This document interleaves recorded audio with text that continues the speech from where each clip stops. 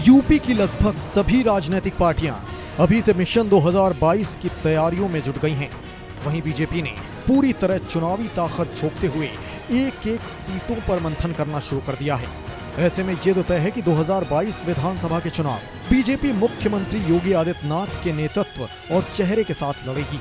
वहीं सीएम योगी खुद कहां से चुनाव लड़ेंगे, अब तक चल रहे संशय के भी संकेत मिलने लगे हैं।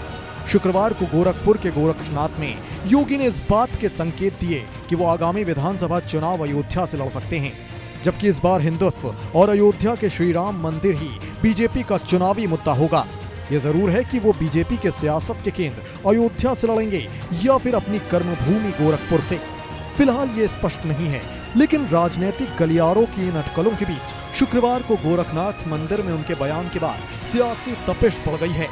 गोरक्षनाथ मंदिर में ब्रह्मलीन महंत दिग्विजयनाथ की 52वीं और ब्रह्मलीन महंत अवैधनाथ की 7वीं पुण्यतिथि को लेकर आयोजित साप्ताहिक श्रद्धांजलि समारोह के समापन सत्र में सीएम योगी आदित्यनाथ ने कहा कि अयोध्या के श्री राम मंदिर को लेकर गोरक्ष पीठ के समर्थन को सब जानते हैं। जब मैं अयोध्या में होता हूं तो लगता ही नहीं कि गोरखपुर में नहीं हूं। प्रभु श्री राम की जन्मभूमि अयोध्या में बन रहे मंदिर, अयोध्या धाम के विकास और यहाँ आयोजित होने वाले दीपोत्सव का भावनात्मक उल्लेख करते हुए सीएम योगी ने कहा, अब अयोध्या सप्तपुरियों की पहली पुरी बन गई है।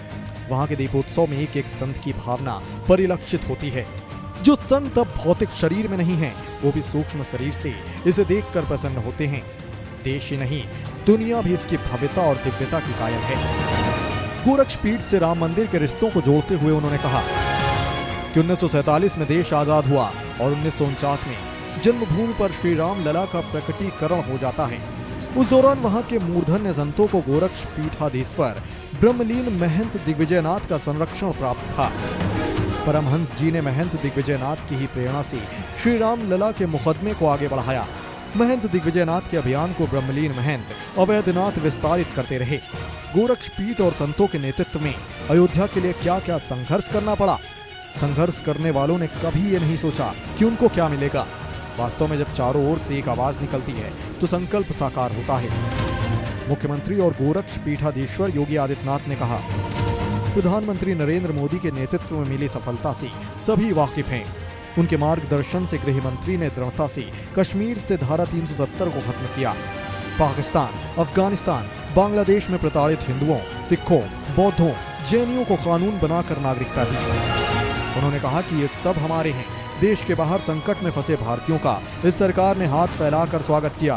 पहले की सरकारें ऐसा करने की हिम्मत नहीं जुटा पाती थी। उन्होंने कहा कि राष्ट्रीय हितों, देश के मान बिंदुओं की पुनर्स्थापना को लेकर गोरक्ष पीठ और प्रधानमंत्री नरेंद्र मोदी पर कोई संदेह नहीं कर सकता है। ऐसा करना हम सबका फर्ज है। सीएम योगी ने अपने संबोधन में प्रयागराज के भव्य और दिव्य कुंभ के आयोजन का उल्लेख करते हुए कहा, जितनी यूपी की आबादी है उससे अधिक श्रद्धालु कुंभ में आए। अमूल्य धरोहर के रूप में प्रयागराज कुंभ को यूनेस्को से मान्यता मिली। सीएम ने कहा कि आज यूपी के बारे में लोगों की धारणा बदली है, जबकि पहले कुछ शहरों में यूपी के नाम पर लोगों को कमरा तक नहीं मिलता था।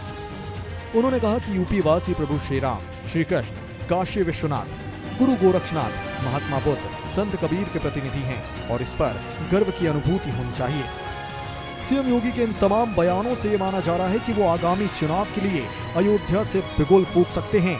फिलहाल पार्टी की ओर से सीधे तौर पर इसकी पुष्टि नहीं हुई है।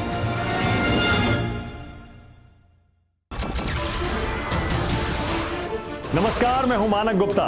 अगर आपको हमारा ये वीडियो पसंद आया हो तो इसे लाइक और शेयर जरूर करें और हाँ, हमें सब्सक्राइब और फॉलो करना ना भूलें ताकि आप देश और दुनिया की कोई खबर मिस ना करें। तो जुड़े रहिए हमारे साथ और देखते रहिए News 24।